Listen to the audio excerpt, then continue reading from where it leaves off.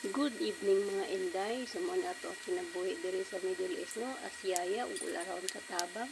So anita karon diri kay nagsige in taon ko ana in taon og taod sa ilahang swimming pool kay kanila lagi mga sakop daw kuno diri nga dili gid iraw mata dili gid uroy matudla mga dutlan og kanang kainit no.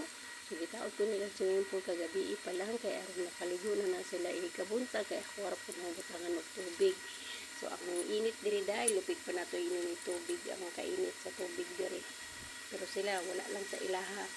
Kita wala maanad, jud kita ganahan magawas-gawas ang lugar, kay grabe.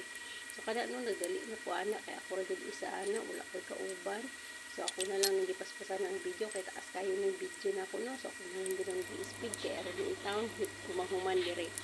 So, kana, alauna na nakapina ko na taod, so nagtaod na kong mga tukod anak niya para makapatindog na yung taon na sana all makapatindog.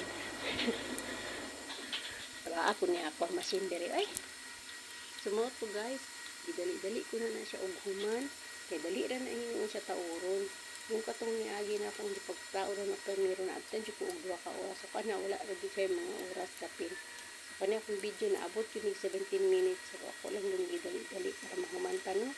So, pagkaman anak, ako na siyang butanghan og sabon.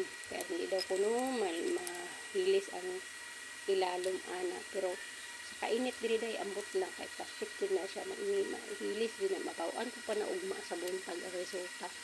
So, gina na kong gibutangan og tubig daan. Pero, gasanan pa na kay grabe kay na stuck na siya sa stock room. Kaya sa kabulan ko na wala magamit. So, kani kay gitukaran ang mga amo din. Pakatulungan sila bay.